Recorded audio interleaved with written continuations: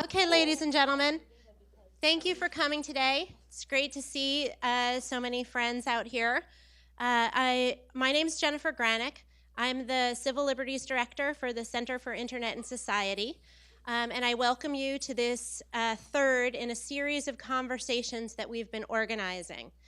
We put together this series with Mozilla to look at the legal, technical, and policy issues associated with government hacking. And this series started with our effort to understand more about changes to federal rules that would enable more government hacking.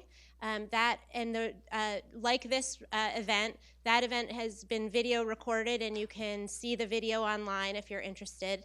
The second event was about the problem of vulnerability disclosure and the market for vulnerabilities. And this is the third event. In this event, we are looking to understand better from a technological perspective what the risks and rewards are of government hacking. Is government hacking dangerous to computer security? And what are those dangers? How can we understand them? And if we're going to have government hacking, how can we mitigate them? The fourth in this series of conversations will be a month or two from now, and we'll address the question of whether we can trust evidence that is obtained via the technique of government hacking. So in order to help us understand and address the question that we have on board for today, I have Professor Dan Bonet from the Computer Science Department who's going to be moderating this panel. So I'm going to turn it over to Dan now for the rest of the proceeding. Thanks to everybody for coming. And if you want to come to another event, I wrote a book, and the book party is February 8th. So maybe we'll see you guys there. Great, thanks, Jennifer. Yeah. All right, so welcome to this panel. As Jennifer says, the topic is on what we would call lawful government hacking, which is basically as part of an investigation, the judicial branch approves the investigation, and as part of that, the government performs a certain hack or so, and we're going to discuss basically the implications and risks and benefits of that kind of development. So I want to say that before we start, there's been a lot of debate on crypto backdoors as one solution to the question of the tension between encryption, I guess, and federal investigations or any law enforcement investigation. There hasn't been much discussion of government hacking, and so this is the purpose of the series. So I'm very happy that Jennifer has put this together. And as Jennifer says, this time in this particular panel, we're going to focus on the technical issues around government hacking. So as you know, of course, there's lots of on by default encryption tools. So disk encryption is now built into laptops. iPhone encryption is turned on by default. The iPhone even has a security enclave that makes it difficult to unlock it without permission. There are lots of end-to-end secure chat systems like Signal, WhatsApp, iMessage, and so on and so forth. And of course, there's Tor. So all these encryption services, encryption tools, they help, of course, to protect the user from device theft and other sorts of attacks, but they also make it harder to obtain information in the case of an investigation. And so in response, the government has adopted a new tool, which is this idea of government hacking, and that's what we're going to discuss in this panel. Apparently, this has been going on since 2002. I guess just to set the context, I wanted to walk through three examples of government hacking, and then I'm going to ask the panelists again to come up with, to give more examples of government hacking that has happened or could potentially happen in the future, just to set the context, and then we'll get into the discussion. So the three examples I want to give very briefly is the first one is the most classic one that's been in the news. This case of unlocking the San Bernardino iPhone. The government had to pay allegedly $1 million to unlock that phone, and using a hack, they were able to do it. The second example I want to give is a hack against a Tor hidden service. This is an example that happened in 2011. This hidden service had some really bad stuff on it. I'll leave it to you to figure out what that is. The government figured out where the hidden service is. They then went and implanted or installed what's called a network investigative technique tool, a network investigative technique tool is called a NIT. A NIT is something that will probably come up again and again and again during the discussion today. What it did basically is every time, it was a flash-based mechanism that was designed against the Tor browser. Every time someone connected to this hidden service through Tor, the NIT would be sent over to the client. The client would then execute it locally. It was a flash-based exploit that was able to exit to escape from the Tor browser sandbox, measure the machine's IP address, and send that over to the feds. And that was a very successful operation. Resulted in it was a very successful investigation for the folks who did it. And similar events apparently happen all the time. There's a famous case that happened in 2015. The third example I want to give happened in 2013, where actually malware was delivered via the target's Yahoo emails account. Again, the malware, what it did is mostly reported the IP address to the feds.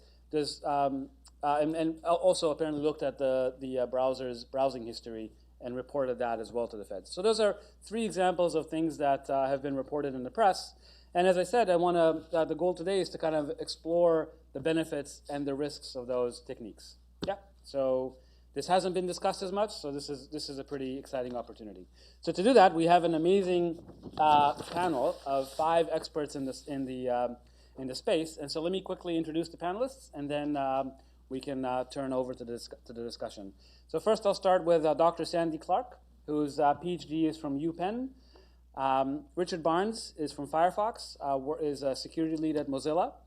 Oren Falkowitz is a co-founder and CEO of Area 1 Security. Previously, Oren held senior positions at the U.S. Cyber Command and at the NSA. And also, this is Oren's birthday, apparently. So, here's Oren. So we'll get you candles at the end. Thank you. And a cake. Stefan Samogi is a security and privacy product manager at Google. And Logan Brown, who's the president and CEO of Exodus Intelligence. So we're going to have a lot of questions for you, Logan, coming up in the next hour. All right, so I guess to start with, I wanted to turn it over to the panelists and ask you, maybe give an example of, as I said, a past government hack or one that you can imagine. And feel free to also introduce yourself or say a few more things about your background as you do that. I think this will set the context for the panel. So we'll start with you, Sandy. Not very recent example, but back in 2005, the Greek prime minister found out that his phone was being tapped. Oh, sorry, can you hear me? The prime minister of Greece found out that his phone was being tapped.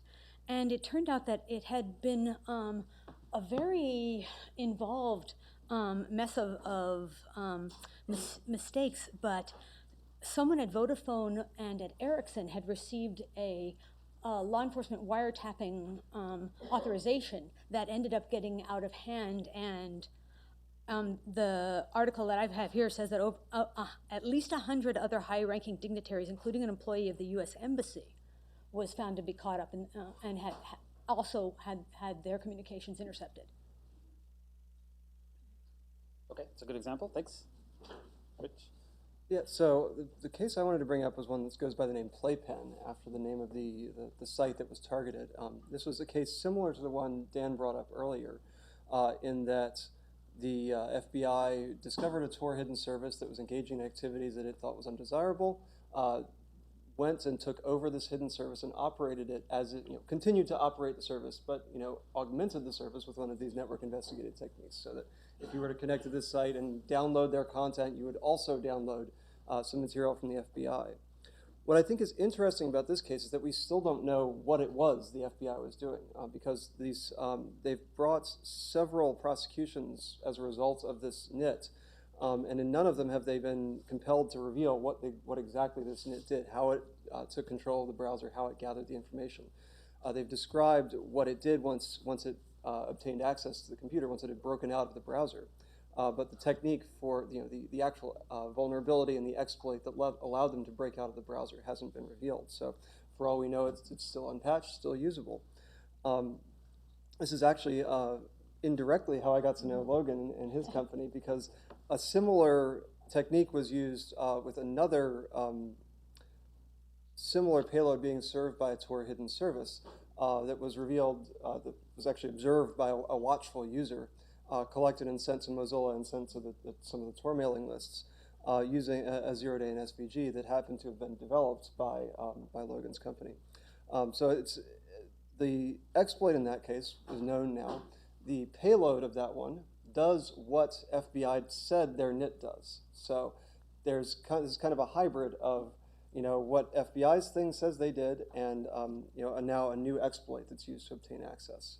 So I think it's interesting to see how this overall vein of techniques has some interesting legal implications, as well as some ways that it flows forward into future risks. By the way, I should add to that apparently the flash attack that I described that was used in 2011 is not the one that was used. Apparently, it was retired, and at least publicly, it was stated that that's not the one that was used in 2011 and in the Playpen case. Cool. I'm so happy to be here. I'll just say three things. Couldn't be a better way to spend my birthday. I appreciate the sentiment. Secondly, I am always amazed by the awesome euphemisms that government people like myself formerly come up with. NIT, what a clever term, for this. And then thirdly, I think that, in this conversation, we spend too much time focusing on the individual nuances of exploits and payloads, and sometimes it's helpful to take a step back. And the largest form of government hacking that happens is really through legal process. And that puts more people and more companies and more data at risk through the use of subpoenas and just regular judicial process. And I hope that's something that we start to expand our view on this topic towards. And I'll anticipate what I would imagine the government might get into in terms of hacking.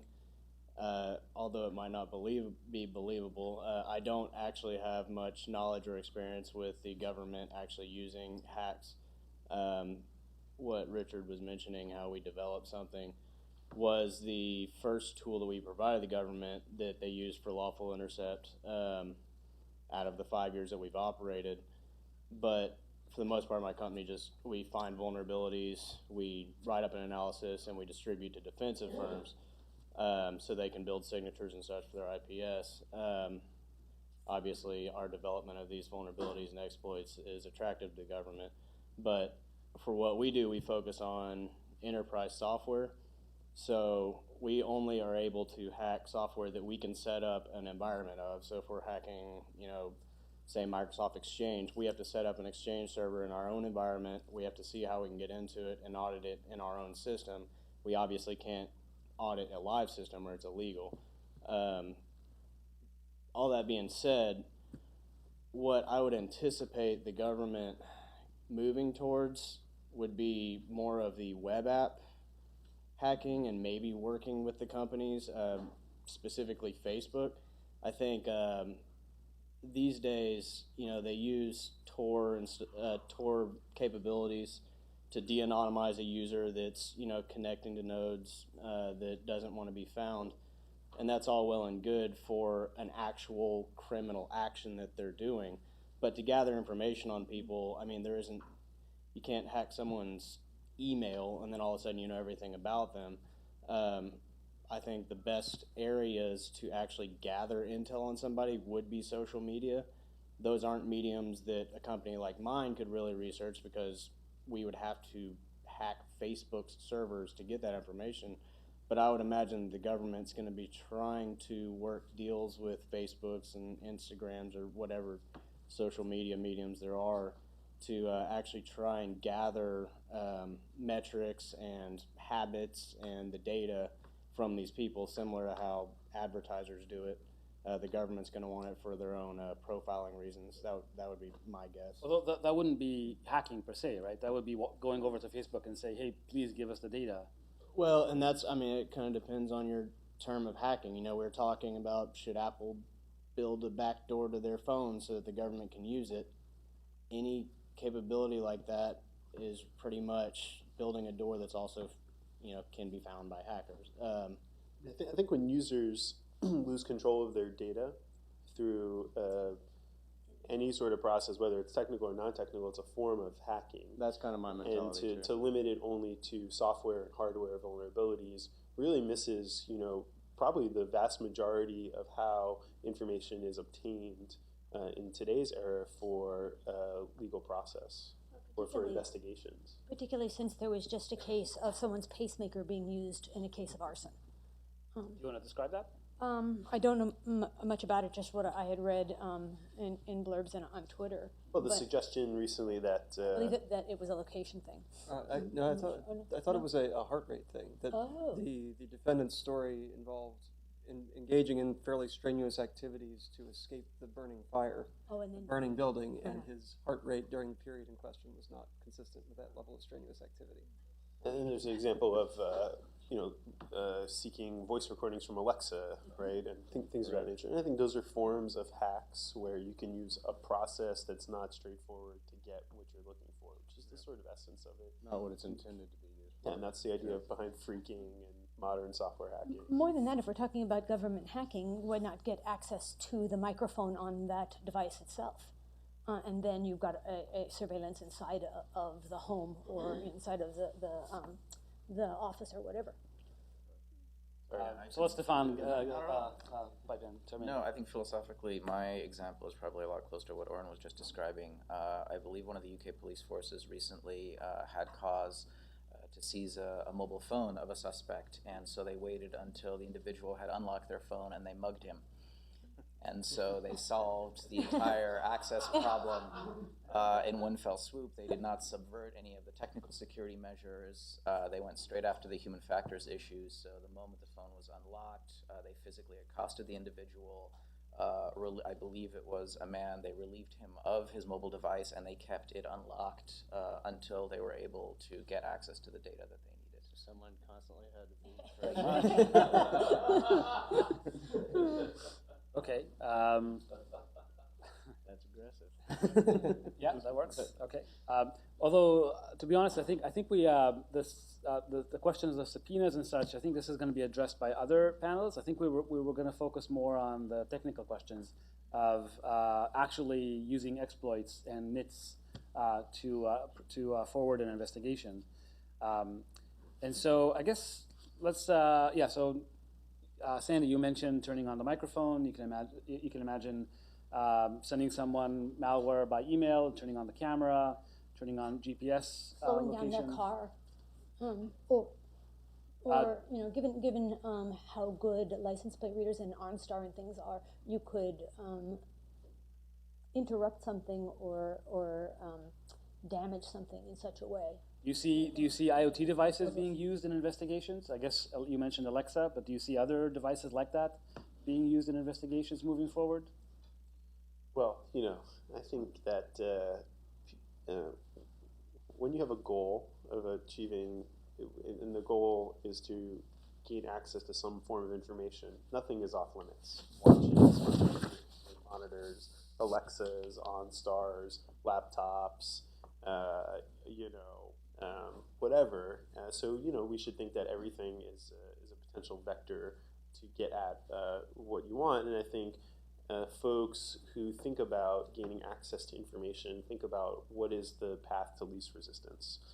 And so consumer devices, IoTs, the challenge, what makes them great is they're easy to use and set up, and they're designed that way to be delivered to people, so they don't have to do a lot of exotic things. And so that ultimately leads to kind of the admin password or the default passwords that people don't get changed. And so those are sort of soft targets, and both criminals and other nation states, as well as U.S. government agencies will think about going there first, rather than going after an Android phone, which Google has spent a lot of time and effort, or an Apple device, or a Microsoft application.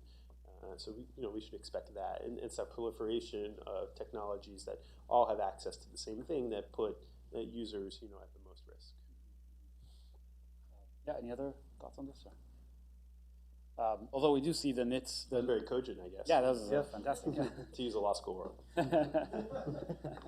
Although we do see these nits being used and deployed in like in the cases that we heard of before. And so I guess the question is just, do we see this as being used more over time, or do you see the subpoena route being used more over time, or how do you see this playing out? Do you think basically the world is going to move towards a world where mostly investigations are moved forward by subpoenas and trying admin passwords, or is it via sophisticated nits like the ones we heard of before? My view would be that today the overwhelming majority of things do not use technical exploits. That's really reserved for very exotic cases, and that we shouldn't expect that to change.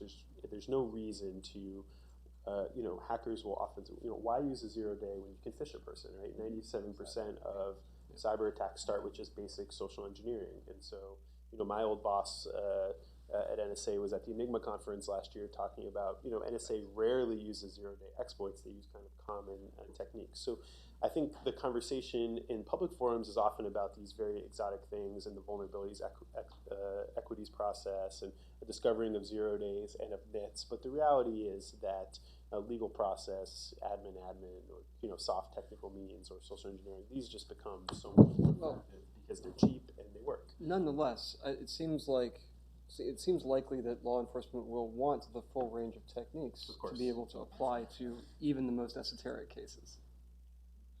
We've seen them asking for it. Director Comey has definitely pled that case in hearings, congressional hearings. I think the challenge right there is that our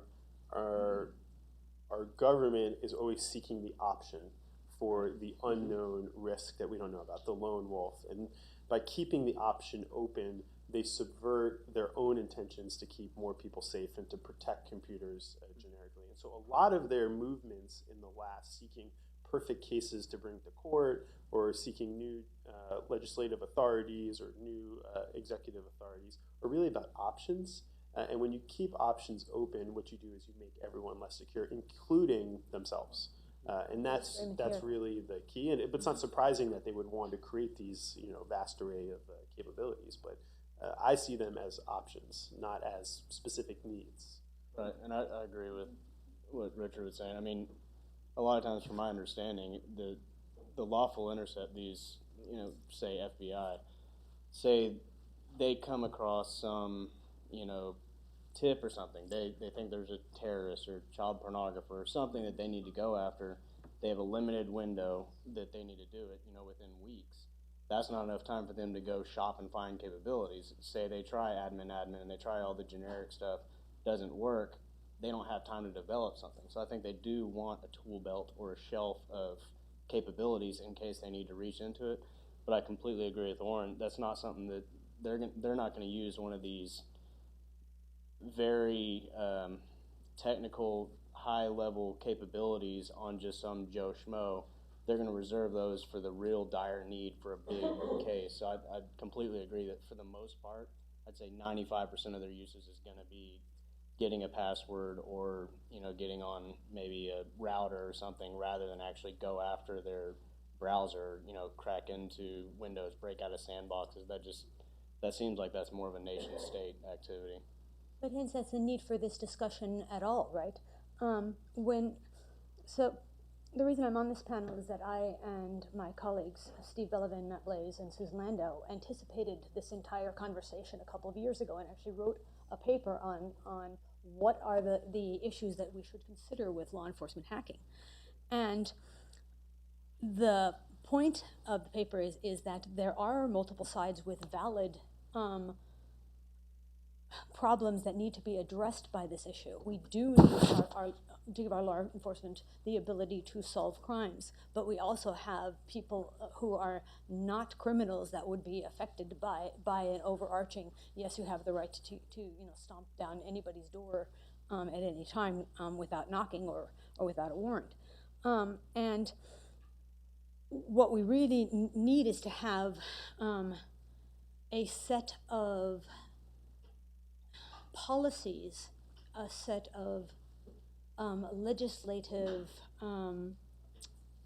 checks and balances, well defined and in place, so that when we have these actual needs, these actual isolated cases, we know what is legal, what is not legal, and how far they will go. I think And we don't have that right now. that's going to be tough, in my opinion, with the government. Say they're using capability for some legal case, a judge oversees it and all that. You know, part of discovery, they're going to have to, if it's all regulated and there's policies, they're going to have to disclose their techniques and everything. But if that's a capability they've got on their shelf that they're trying to use for these elite cases, it could be classified information that they're using in another bigger case or they're using on something else. I don't know they're always going to have the ability to disclose all their techniques and everything to a courtroom where a judge would actually understand it, nonetheless a jury or whoever. I think it's so technical. I'm not saying it shouldn't be regulated. I'm just saying I don't know how that would realistically. You know, let's make it concrete. Right, so let's imagine that in an investigation you are able to grab a locked phone. So you're not able to get the target to unlock the phone, it's locked. And now the investigators have to get in. Well, so what do? They go to the phone vendor, and the phone vendor says, sorry, we can't help you. What do? So we know what they've done in the past. They basically went and bought an expensive hack that lets them get in. The question is, I mean, do we see that happening more and more? I mean, you seem to be saying no, but it sounds like this is going to have to happen. If we make it concrete in that example, I think what people take offense to is that the idea of counterterrorism is to be preemptive, right? And in San Bernardino, you're talking about suspect who's dead, right? And you're talking about a very long period of time between when the incident happened and when a solution was needed. And I think you're correct that if we can anticipate these scenarios, we can create the right frameworks for how to deal with them, but we don't want to do it on the fly because we get into these hyper examples and then we get these very broad sweeping types of authorities that really never get looked back onto. And we have a long history of that over the last 15 years.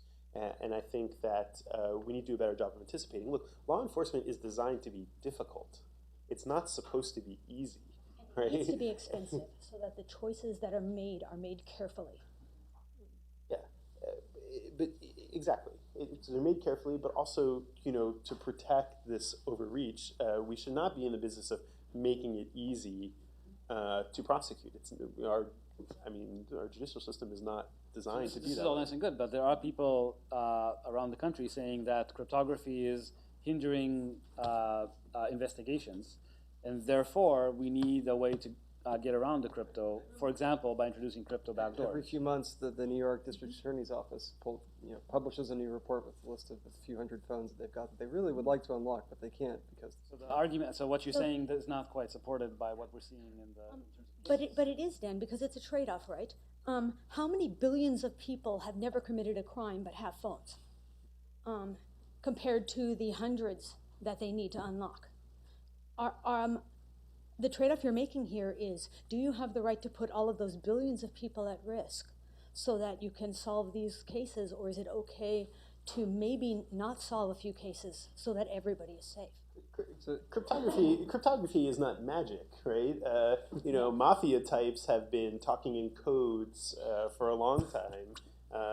People have been building little ways to work around things, whether it's for voice intercept or for, enveloped intercept, writing upside down as, Da Vinci did. So people have been trying to subvert others from reading it, and we've always found ways to work around it. So I'm not sympathetic to that argument. There's no need for, so you're I didn't say there's no need for it, but what I'm saying is that, people attempt to protect their information for many reasons, and that is something that we should not undermine under any circumstance. Okay, so please. So the government should just not be able to access these locked phones? I didn't say that either. Right? I'm sorry. What do you think? So to my mind, accessing a locked phone is undermining the protection the user of that phone is applied. No, so when you say we mandating shouldn't, a backdoor is. Actually, let's step back. Let's take a step back for just a second. So let's focus on, again, concretely on phones, just because that's easy it's an easy concrete case to talk about. And so there are really two ways in which one can get into a locked phone. One is to use an exploit, which is what's been done before, and the other one is to require the vendor or someone else to be able to always open the phone. So if an investigation has to go through a locked phone, there's really two options: an exploit, or by design, investigators should be allowed to get in. And somehow there seems to be this. I think there's 4 options. Oh yeah, please go ahead. The third is the passcodes can be broken. It just takes time. Okay. Well, not quite, right? I mean, there are lots of phones where if you try more than 10 attempts, the phone will destroy itself. In a certain amount of time. So you could just wait, and kind of work through that. And then the fourth is, it really depends on what it is that you want from the phone, right? And with the number of applications now running on the phone, getting access to contacts, positioning of where individuals have been, last call, it's not limited to just getting into the phone. There are lots of ways to get at that same data, and people will be creative about that and ultimately get to what they want. And I'm sure in all these cases there are hundreds of applications that have general access, and we all have phones and are authorizing access to contacts, access to location, access to time, last call, etc. You don't necessarily need to get into the phone to achieve the goal. So are you suggesting that if I wanted to know where Sandy was today and I had access to her phone but couldn't get into it, I could go talk to Uber instead of accessing the Uber app on her phone? Absolutely. It'd be a lot more efficient, and it would protect a lot more people than creating a backdoor into their phone. And so really there's no need for crypto backdoors or government hacking or malware-based hacking. I think the trend will just be to go in that direction. But also, in which direction? Sorry. To go into that direction, to leverage the proliferation of access to data that people aren't anticipating, and to not force these singular access points. But also, even with malware, even when we to address the issue you brought up, Logan. Even if a government is forced to release knowledge of a vulnerability so that the vendor can fix it, which I argue that they should do within a certain time frame, there will always be another vulnerability. No matter what we fix, and no matter how good we get at formally verifying code execution and all of the various ways we've come up with that have made software significantly better than it was 10 years ago. Someone is going to be smarter than us, and someone will figure out something that we didn't anticipate, or some user will hook it up to something it wasn't intent. The original assumptions don't apply anymore, and it's vulnerable all over again in a brand new way. So there will always be something else. Yeah. So Sandy, actually, maybe I should ask you. So you wrote this paper saying that essentially using exploits is far better than forcing crypto backdoors, right? And so I wanted just to kind of understand that position. So let's go again back to this one case where the government had to pay $1 million in order to get into the phone, whereas at the end they were able to get into the phone. So really. Either way, whether we have a crypto backdoor or whether they pay $1 million to get an exploit, they are able to get into the phone. In one case, they have to pay $1 million. In the other case, they just go to Apple and say, "Please unlock the phone for us." So maybe could you explain why is it that despite the fact that either way they can get into the phone, one like we said, one way is much simpler. Why not just provide them the capability that makes it easier? So I see 3 issues with that, or 3 reasons. The first is checks and balances. As we were talking about a little bit earlier, in order that law enforcement doesn't overreach and that we don't end up in a police state, there have to be some sort of checks on the reach of law enforcement and what having to go and buy something that is expensive, that is hard to get a hold of, that they don't have at their immediate disposal does, is it forces them to make choices. Do we really want this? How much do we actually need this? So that's one. The second is something that we've also addressed here. It protects the innocent. It keeps, not having a mandated backdoor means that everyone who is not guilty is protected because their data stays encrypted. We don't. Their data did not stay encrypted. Well, the exploit opens it up. But only if as the exploit is used, right? And we're arguing that they have to go out and buy that exploit in order to use it. That it's not just floating around, and I can pull it off of Reddit or Pastebin or something. And then the third is that it doesn't scale. The mandating a crypto backdoor means or a backdoor for anything, whether it's crypto or access, because we might say you have to put it in all of your cryptography, but then we would say you have to put it in all of your other devices. It's got to be in your smart meter, and it's got to be in your smart fridge, and it's got to be in your TV. Whereas the exploits are already there, so you don't need another exploit. Once you have a mandated weakness, everybody is vulnerable, and you're vulnerable to that from remotely, and it fails catastrophically. Well, let me push back a bit on this because I want to understand your point. So all these devices you're describing, your phone, your fridge, all those already have a software update mechanism. So really, the person the vendor who built the device, who wrote the application, can push a software update that just opens up the phone or device or whatever it is. So there already is a vulnerability that the vendor can exploit just by the inherent software update. I guess what the government is asking for, or some people in governments are asking for, is just make it so that the vendor can always unlock the phone or the fridge or the TV or whatever it is. They already can do it via software update, just make that available always. Can they do that, Stephen? Can they always unlock via software update? I think that we saw a number of IoT devices that are not field upgradable. I think there were a number of fridges that were beyond the reach of the manufacturer. So I think at this point, that's not something that is blanket available. Okay, but as we move forward, do you think that's the ideal state, or do you think we're going to be? No, we're very big fans of automatic update. We in fact probably were one of the first to pioneer pushing it out, and it was a very, very controversial choice at the time because at the time it was still felt that there was a delegation of authority over a computing device to the auto update mechanism. Time, however, has proven that humans are really bad at updating their stuff, and if we can bake in the updating, and if we can make it so that they don't have to worry about it, and that we can keep those devices as secure as possible, there is great, great merit. And there's great benefit, and there's great herd immunity that can be provided. So I would argue that Google's leadership here is going to propagate and teach the rest of the industry that the automatic software update is a huge plus. I think, Richard, everybody would agree that it helps to secure the internet. Firefox does it too. Absolutely. Firefox does it too. And over time, I would hope and assume that IoT vendors would also adopt automatic software update because overall it helps secure the internet and helps secure the end user and their data. However, a software update is also a way to get into the device. So the vendor can always get into the device by pushing a software update. Would you agree with that? It's possible. It depends on what other checks and balances are in place. I mean, there's accountability. There's things like, it's not widely deployed yet, but binary transparency.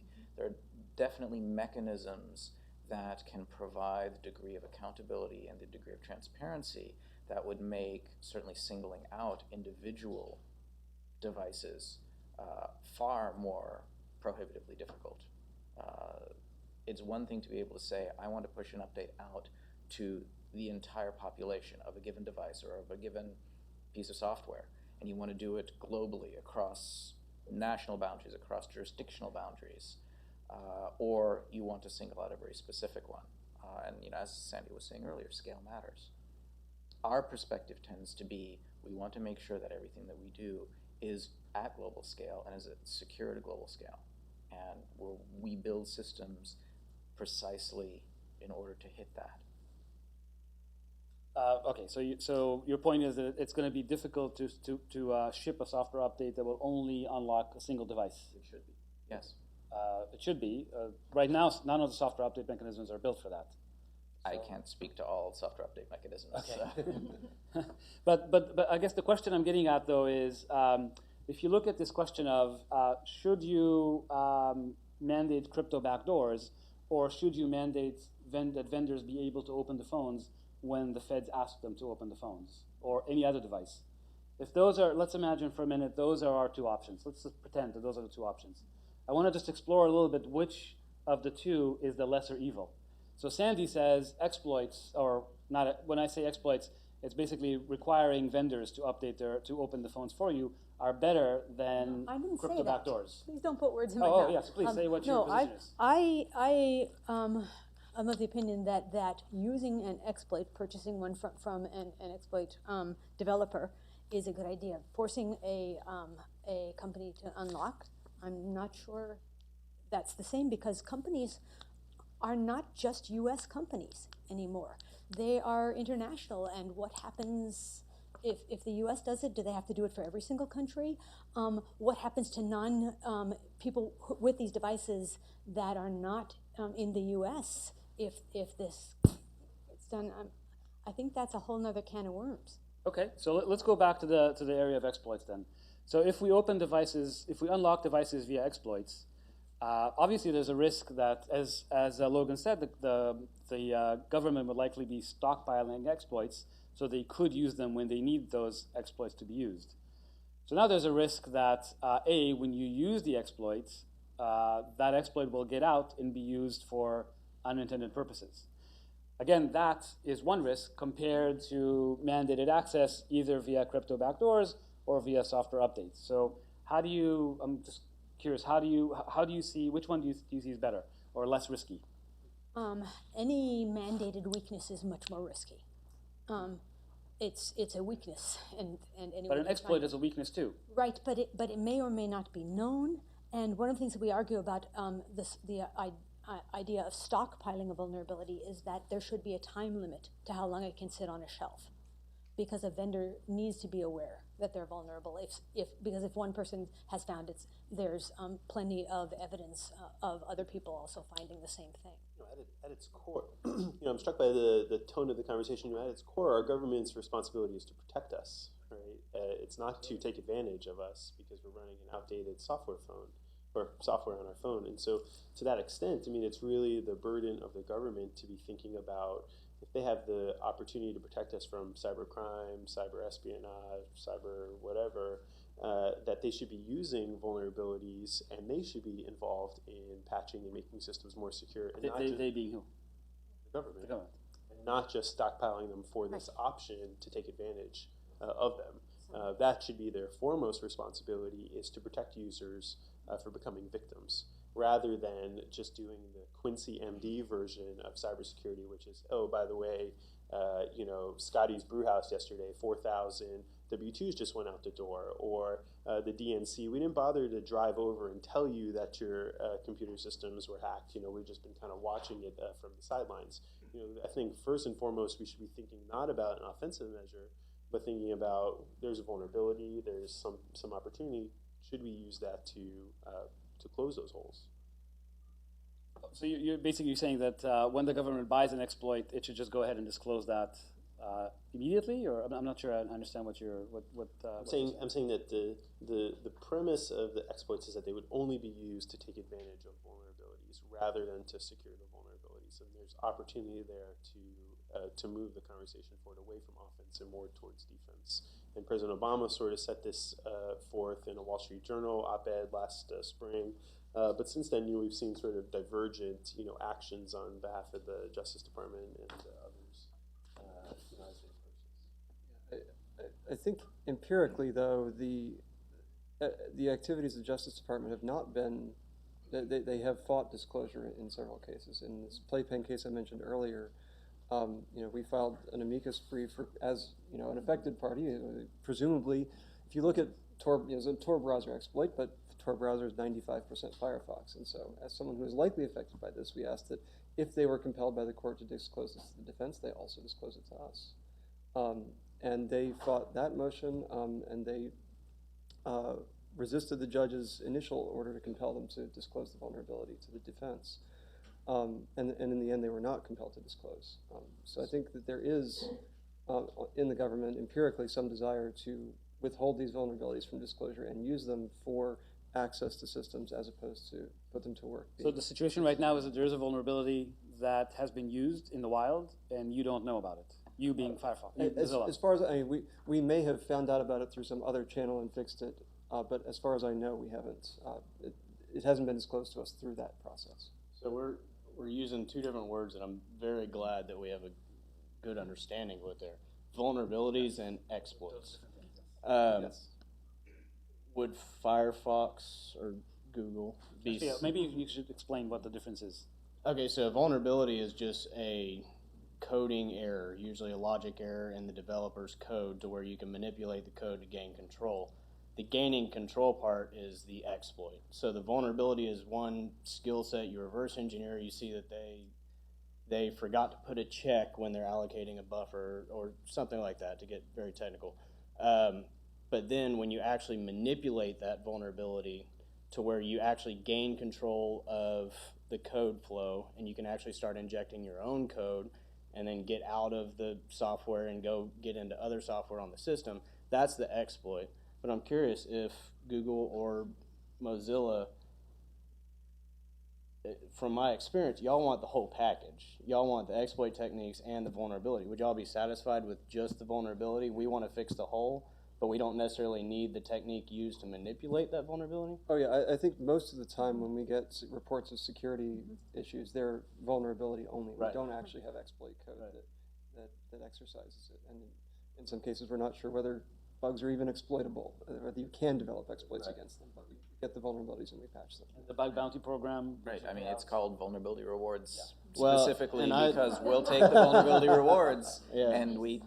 Well, I'm not gonna hunt on you because it wasn't you. It was a guy named Chris Evans, and I'm sure you know. Yes, I know, Chris. We used to run, back when I was ZDI, we used to run a contest called Pwn to Own, where our job was to sponsor this hacking contest. ZDI would buy the vulnerabilities and then disclose the vulnerability to the vendor after Tipping Point had written signatures for their IPS.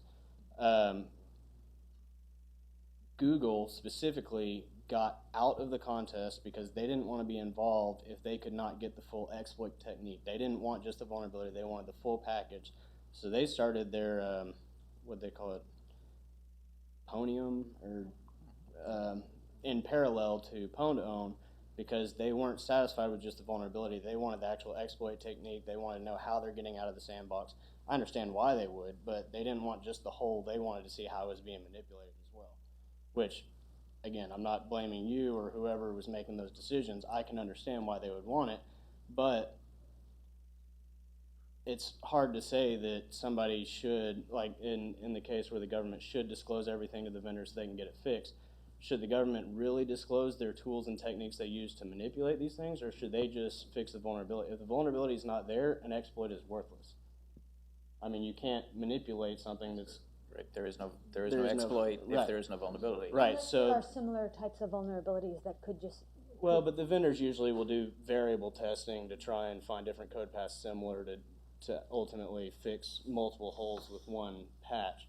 But the exploit isn't designed to single-handedly manipulate that one vulnerability, but more of a vulnerability type. A lot of those techniques can be recycled through multiple vulnerabilities. So I'm all for getting the vulnerabilities patched. We've switched our policies to disclosure policy. We give our customers 6 months to develop signatures and all their defenses for it before we tell the vendors about it. In the case, with Mozilla and how Richard and I got introduced loosely was that when the agency used it for lawful intercept, it did get caught by the user or a user monitoring their network traffic and seeing that it was an exploit attempt. And as soon as it became public, within a day, we reached out to Mozilla. We told them that we're available for any questions, any help. Mozilla worked with us. They sent over their patch. I think Alex, our chief scientist, gave them some feedback on some things that he would change. We worked with them to get it fixed. Our intention isn't for users to get hurt at all, but in the current state of the government, we also want to supply, in that particular case, ethically or whatever you want to call it, they said we need help getting this person. Do you have a capability? Because I felt that the person they went after was a very bad person. I mean, wrap myself in the flag or whatever, but I wanted to help take the person down. So then it wasn't such a deal of, am I supplying the government with something they're going to use against innocent people? But it was more of, we need help. Can you help us? Yes, I can. That kind of thing. So it's cut and dry.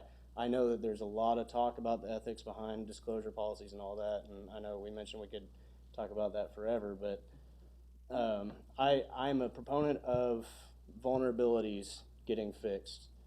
There's a lot that goes into the exploitation techniques that I don't think are relevant in protecting the end users. So are you saying that if when we talk about what the government should or must disclose, you're saying if they were required to disclose vulnerabilities versus their exploitation of that vulnerabilities, that might cause them less harm in terms of being able to reuse exploitation tools. Absolutely. Well, vulnerabilities. absolutely. I'm not a proponent that the government should be responsible for getting vulnerabilities patched. I don't think government should be responsible for doing QA for a software development firm, or a company. But if they were required to disclose something, I would differentiate. They're required to disclose the vulnerability, not the techniques, or as they call them, tools or whatever. Logan, how did you decide on 6 months? Pretty much by dealing with our customers. It's a lot harder for them to develop fixes, test them, and false positive tests, and to get all that done. And we don't want to overwhelm our customers with having to stop what they're doing and prioritize our stuff. It's just kind of a good window. When I was at ZDI and we initially started a disclosure policy at ZDI of 6 months, Microsoft flew me out there to Seattle. I was representing ZDI. And they had a lot of kind words about the disclosure policy.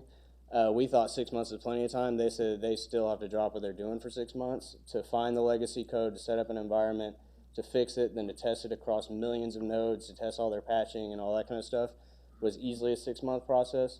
The reason that we even give our clients a window before we tell the vendor, I'm sure as a lot of you realize, once the vendor patches something, it's an arms race. Good guys, bad guys, all of them try to manipulate before people patch.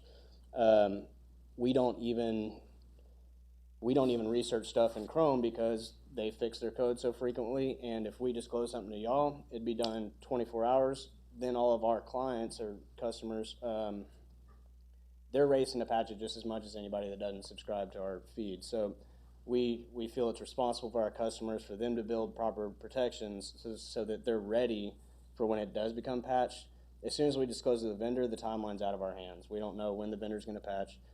We don't know, how it's going to be publicized, if it's going to be a silent patch, if they're going to, write a full write-up about it, how much details are going to be let out, that kind of deal. So we kind of figure that with the 0 day, as soon as the vendor knows about it, we lose all control and our customers lose all control. So we want to make sure that all of our customers and all of our customers' customers are properly protected before it becomes an arms race. So when you disclose a vulnerability to not to the vendor, but to your customers, do you have any control of how they use the vulnerability? Legally. I mean, with contracts and paperwork and indemnification, reps and warranties, all that kind of junk. But yes, this is a law school. I guess it's a law school. Sorry. Can you talk a little bit about what kind of rules do you have in place to make sure that the vulnerabilities are not abused? Ultimately, they can't use it for any purposes other than defensive purposes. The majority of our customers are defensive vendors, Cisco, Fortinet, all those guys, and they're only allowed to use the data and distribute what we consider derived information. So they can take our analysis where we, break down the vulnerability, break down network traffic, how it could be exploited, how you mitigate against it, all that, and they can develop signatures or rule sets for their products and then distribute those rule sets. But they can't distribute anything that could reproduce the vulnerability. They can't resell anything, and it's all, NDA confidentiality that they can't discuss it with anybody. Now, granted, most of our clients are U.S. We have a few foreign ones, and the foreign ones, we go through all the lists of, DHS and, all the different agencies that we have relationships with, asking for all that. They check all their stuff. We do, I deny plenty of people. I mean, when the Mozilla thing comes out, a lot of people knock on our door like, hey, we want to buy exploits from you. Can we get an iPhone exploit? Everyone just thinks that we're just out here just throwing these things around.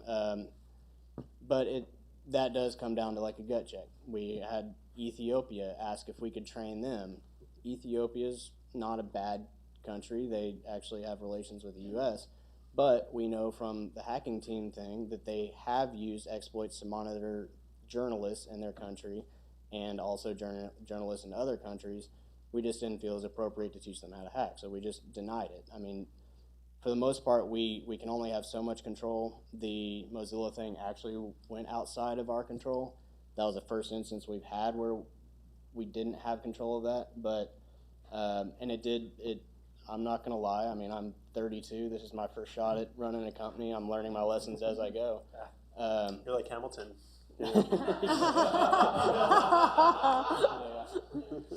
So the Mozilla case was the only one that got out. Otherwise, you have not seen the vulnerabilities that you disclose later on appear as exploits. Well, that was the only one that was used for an offensive purpose, and it was used what I would consider irresponsibly. We don't know. Like when they knocked on our door, they said, "We've got a bad guy. We're in a pinch. We need help."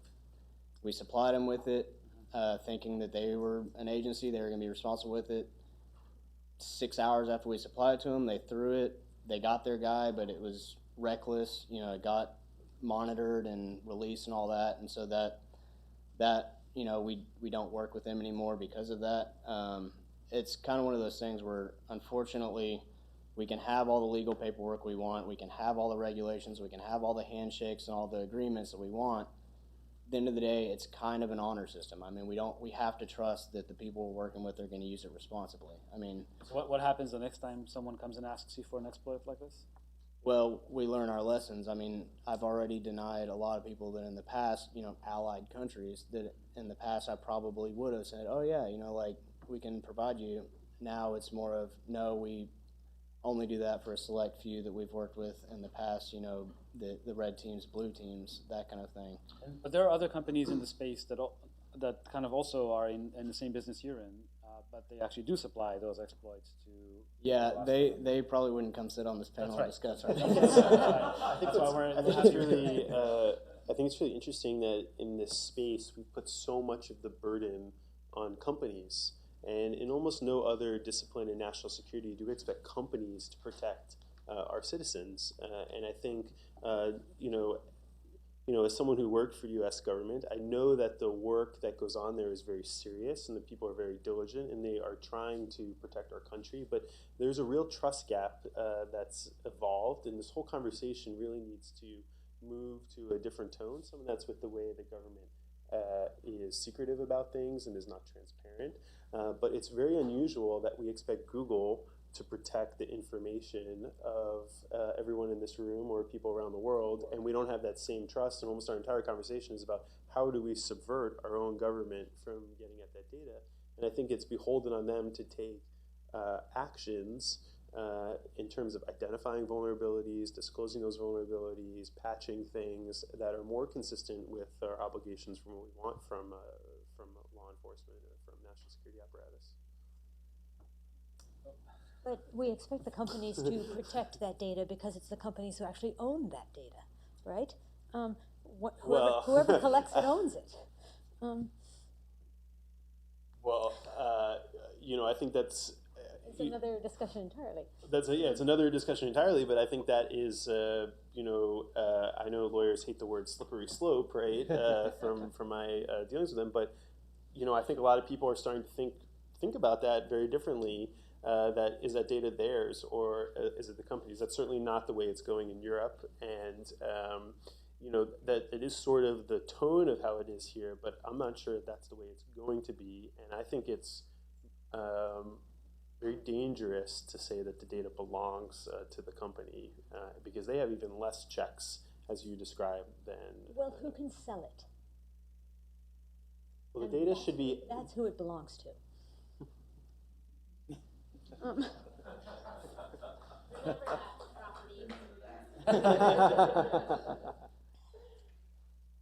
Well, I think part of what we're discussing is that my location is not something to be sold. And that may be the way that we've engaged these businesses today, but I'm not sure that that is the way people want or their expectation. At the same token, that means it's not to be bought, right? And it may be something that's being monetized today, but I don't think anyone here thinks that our presence in this room or where we go next or what we ate is a commodity.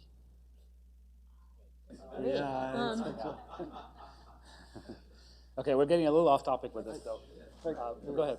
I'd like to go back to a word you used a second ago, Logan, which is responsible usage of exploits. Now, the story you've told involves, an exploit being handed to some user of that exploit who used it as against an unwitting target and used it in a way that it was discovered by a third party. I'd like to understand what you think of as, what part of that whole pattern of usage was responsible and which was irresponsible. Well, what I consider in terms of how we were affected, irresponsible means that we don't do payloads, we don't do any post-exploitation, we don't do anything like that. We point out the vulnerability and we pretty much give them a key to open the door. Everything else is on them, on how they're going to use the exploit and how they're going to use the vulnerability. The agency that used it, I feel, was irresponsible, that they didn't care about, being stealthy. They didn't care about any of the cleanup. They just kind of threw it out there because it was kind of like the shotgun approach. They had one target. There's a lot of people around. They had one target. They got their target. That's all they cared about. But as y'all saw, it was, someone noticed it. It's not my job to say whether that person was a bad person if they were in the position to notice it, but someone noticed it, and then then you talk, is that person responsible? They put it straight up on the web. Hey, everyone look out for this exploit. This is exactly what the exploit is. They did disclose it to us privately shortly before they posted it. Can you talk a bit about the oversight that the entity that you disclosed the vulnerability to, which then used it? Can you talk a little bit about what oversight was applied to them? Unfortunately, that's the lesson I learned. It was kind of an assumed responsibility because of the agency and because of their relationship, within the government and that kind of deal. I kind of thought that they're trusted by the government, so, I should trust them. I'm sure everyone in here realizes that that's not the safest assumption to make. Well, what oversight would you have liked to see in place? It's hard to say because, that's why I really don't like working with the government. As we've described, they're very secretive. They say, we need something, we can't tell you how or when or what we're going to use it on, we just need something. Well, you're saying, I'm not saying that you should be the one exercising oversight. No, right, but maybe there should be some other party. Well, but if it was a pen tester or a red team or blue team, they said, hey, we're developing this tool, we're going to use it, on this engagement, we have their permission and stuff, I'd be a lot more comfortable with saying, okay, we'll supply you with something you can use in that engagement. With the government, it's, hey, we need something, it's for a really bad guy, can you support us? In that instance, I said yes, gave them the capability, and then we all see how that went down. I don't think I would ever have the ability, no matter what degree of clearance I get, to ever oversee any sort of activity that they would use with our stuff. So that's something that I've had to take into account now that those activities happen. Going forward, I have to realize that if I do provide a capability to an agency for whatever means, I have to understand that I therefore have no control over it, that it might as well be disclosed at that point. Yeah, so sorry to keep going back. So you pointed out that the way this exploit was deployed in this case was just kind of throwing it out there, throwing it widely. So you're saying that if this had been deployed differently in a more targeted or more stealthy fashion, it would have reduced the likelihood that it would have been picked up and exposed to the public as it was. Right. So, I don't know, I might get in trouble for making an analogy even like this, but say you have a person of interest and you're trying to get that person of interest. Do you nuke the town or do you go grab that person of interest? Precisely, my point. So the way this happened was the nuke the town approach. As long as we get our guy, it doesn't matter, what happens. I would have liked to see them actually do it. I keep calling it responsibly, but now that y'all know what I mean by responsible, I would have liked to see them get their guy and not have it disclosed and released to the internet. It gets into the ethics question of should it be disclosed, but I think anytime a live exploit gets caught and published in the wild, everybody has to scramble to get it fixed. Luckily, all of our customers had protection against it, but our intent isn't that only our customers are protected, the rest of the world's screwed at that point. I mean, I think the type of oversight that I'd like to see is that requests like that aren't made unilaterally, and that they're more uniform with maybe an equivalent of like a warrant. Like, hey, we have gone and sought the use of such a tool, and it's confined to this example, because you don't know, what that is, and you should have the firm backing of some sort of process that says, okay, this is the right thing to turn they're over. Required to show me paperwork stating that they have the legal authority to do. Yeah, something to that effect. I think that's actually really interesting. And do you see judges as, they would need some technical assistance in deciding whether the tool is appropriate for use in this case or not. Do you see that available today, or what? Well, I think a good first step is not to is to focus on the tool, but to focus on the use case, right? And to say, look, this is a person, and there is some reasonableness, and we want to do things, and it's not about the tool; it's about how will it be used. And when in this example, is looking and saying, like, he doesn't know how it's going to be used, and he has to put all this trust in there, and then it proliferates into, now we have it, let's just continue to use it over and over. And a simple, form of check or oversight would be, it can be used in this way. Well, and I'd also like to talk about what you were talking about earlier, how it's the company's responsibility at that point. The agency used it, it was disclosed, and it was sloppy, and then my company is responsible. We're trying to pick up the pieces where the agency got their guy. They don't really care about backlash or anything like that. They're not responsible. They're not transparent about anything. If they'd come out and said, we use this for this reason, we're going to handle disclosure, we're going to handle fallout, all that kind of stuff, then it would have been a different case. In this case, it got attributed to us, and then I'm scrambling, talking to Mozilla, trying to get a patch out as soon as we can that's probably going to fix it, telling all my clients, like, hey, you're going to start seeing this on your networks, ensure that, your customers have, deployed this, signature rules. It was a lot of backlash that we had to deal with, that the people that actually burned it didn't have any recourse or any fallout for it. Was there collateral damage? Did non-victims actually get impacted by this? I don't have that information. Yeah, but as far as you know, I would assume. Anytime, even if Mozilla pushed the patch, within like a week or within days, 24 hours of disclosure. Yeah. Within that 24 hours, what was published was the exact exploit. Within 24 hours, there's no telling how much that was used. It was a Tor exploit, so it. Well, the other thing to note here, of course, is that updates do not happen automatically, or they do happen automatically. They do not happen instantaneously, right? So even though we published the update 24 hours, I actually looked at our uptake rates before I came over here, and it takes us a couple weeks to get to 80 or 90% penetration, and so that window is actually much more than just the time to develop and deploy the fix. Right. And so in this case, it was a Tor exploit. So when it was public, I wouldn't imagine users are using it against users, but likely governments were using it against known Tor people. They were probably setting up servers and nodes. It was a de-anonymization capability. Yep. So I'm sure it was used within that window. Assuming people weren't going to patch it. It could have impacted non-targets, basically. That's my point, is the collateral damage are the people that weren't intended to be affected by this capability. It was all well-intentioned, what they needed it for, how they were using it, but then no telling how many people were affected by it, to be honest.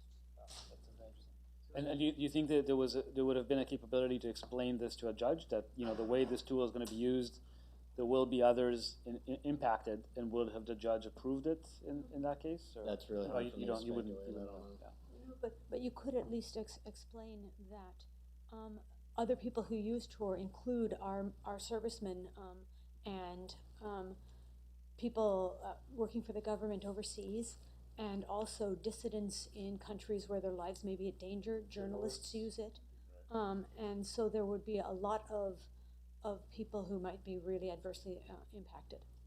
Presumably, regular people too. Just to be fair, this didn't impact all Tor users. It only impacted Tor users who contacted a particular service. This Once it got out.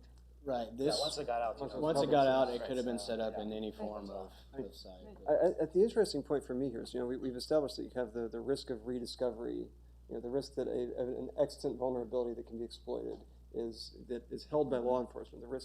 The risk that accrues to the ecosystem is that someone other than law enforcement, some unauthorized actor, also gets access to that. And the interesting insight to me is that you're saying that the operational practices, the way these things are deployed, have a significant impact on that risk, the probability of rediscovery. And so it seems like that's, operational practices are something that are regulated and evaluated by courts for risk. Actually, this is good. So actually, I was going to get to that point. So another question for you, Logan. So I guess there's this recent event that happened at Cellebrite. So just in January, a hacker stole 900 gigabytes of data from them and published kind of a lot of their business workings, some of their dealings, some of the files they used, some of the techniques they used. So do you worry that this would happen to your company? I mean, you guys know about a lot of vulnerabilities that are still unpatched in the wild and would impact a large number of people. Do you worry about? Yes, absolutely. I mean, as a layman term, as a hacking firm, we'll be the first to admit that we aren't unhackable. That's the biggest mistake anyone makes is when they've... And we've seen hacking firms hack before. Right. I mean, we're obviously a big target. We consider that almost daily. We rework our network. We monitor everything religiously. The closest we can get is just good practices. I mean, our workers, even down to the salespeople, know about phishing attempts, that kind of stuff. We've got all of them segmented off in their own VLANs, and as much as we can, all the data is one directional, so no computer has access to all the data. It's all air gap, controlled. We try to have all the best practices we can. Doesn't stop a custodian from getting paid $50,000. Cellebrite, for example, lost a lot of data. Nobody's ever jumped an air gap before. It's what? Oh. I didn't say that we weren't unhackable. I'm just saying we try to do our best. We do. Hacking team, HB Geary. I mean, there have been many examples of hacking companies that have gotten hacked themselves. NSA's gotten hacked. That's right. I mean, I guess the same goes for Project Zero. Are you? So I'm not. You're probably not directly involved, but that's also a project that collects vulnerabilities. They make them public after a while, but they do sit on quite a few things. Do you worry about them being hacked and the vulnerabilities published? I'm going to challenge the sit on them for a while. So Project Zero documents very clearly what the disclosure timeline is, because you can probably say so it's 90 days. It's really straightforward. In the internet era, exploitable vulnerabilities proliferate very, very quickly. Within 24 hours, and we know that is very material, even within that very small span of time. And so 90 days, based on the data that we have, is the reasonable balance between notifying the vendor, the manufacturer, the entity, the developer of whatever we found the vulnerability in, and making sure that beyond that time, we're going to tell the world so that the world can protect themselves. There's no sense in keeping a secret for the sake of keeping a secret. People can protect themselves much better if they're aware of the vulnerability. And so based on what we know to this date, 90 days is the right balance. Okay, yeah, you're not worried about like what happened to other hacking companies that the vulnerabilities were actually released before they were intended to be released? We're always worried about the possibility of a compromise, but we take this stuff really rather seriously and systemically seriously. Once we notify the developer that at that point, if the developer then has a problem with their operational security and knowledge of the vulnerability gets to the outside world through the developer, there's not a whole lot we can do about it. Yep. But certainly we take the stewardship of that information exceedingly seriously. Yep.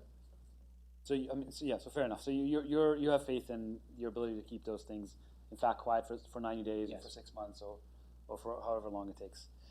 I guess I also wanted to ask about kind of the need for the market, in the sense that so you are not selling to entities that you don't vet properly.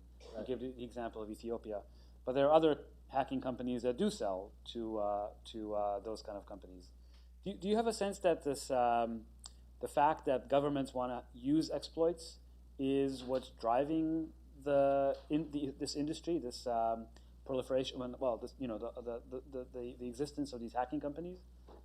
No, well, Would they exist anyhow? Would they exist, or is it just the fact that government hacking is happening that's driving? To be honest, hacking companies, if you will, if you consider Exodus a hacking company, we monetize the research that our guys do. They started researching by hacking video games when they were 12. They have a passion for this, and so they're going to do it kind of regardless. Directing them to do enterprise, software and this type of stuff we do, still meets their passion to do it. I don't know how it would work out if there wasn't a market, if it wasn't driven by government. I don't know where these guys, if they would still continue to find vulnerabilities. I don't know if they would sell them, where they would sell them, and I don't know who the purchasers would be. I mean, I know there is a black market that apparently drives cost, and I will tell you that the government pays a lot less for a vulnerability than what the researcher costs to find that vulnerability. So this impression that the government throws around millions of dollars of vulnerability is just simply wrong. I mean, besides the fact that I don't know how many people have worked with the government, but their procurement process is like 18 months. So I mean, I wouldn't go to them for a quick buck, if you find something. I don't know that they drive the market because I don't know that they drive the market. They are pretty secretive about what they buy, how much they buy it for. I would think companies like mine that hire these guys for salary and compete with monopoly money like Google and Microsoft and stuff like that in terms of their salaries, I think that more adjusts. I mean, if a guy can find 5 vulnerabilities a year and you're paying him $200,000 plus, I think that sets the value of the vulnerability more than what people are willing to pay for it. Does that make sense? Yeah, absolutely. Actually, that's a really good answer. Yeah. Oh, Sandy, go ahead. If the government governments are driving the prices up, doesn't that mean that the low-level and mid-level bad guys are driven out of the ecosystem? They can't compete anymore because they can't afford to buy them. So that I would either have to get more skillful and find them themselves, and develop them into exploits, or just drop out of the market. I honestly think that the market is driving out the low-level guys. I think not the market. I guess the industry. It's getting harder and harder to hack, and it is. Yes. By what metric? The mitigations are a lot more difficult. It used to be you find a vulnerability and you get code execution. Now you need. It still remains you email the HR director, send me the W-2s for your company, Right. And they phishing campaign. Right. Well, I mean, that terms of finding vulnerabilities and exploiting vulnerabilities in software, remember is Pinkie getting Pies. a lot more difficult. You have to chain. Social engineering is still very effective, and it's going to remain effective for a long time to come. At the beginning, but that's a separate issue. But, at the beginning of the conversation, he was right. I mean, that's going to be the main use. All the Sony stuff, all the Home Depot, Mastercard, all that.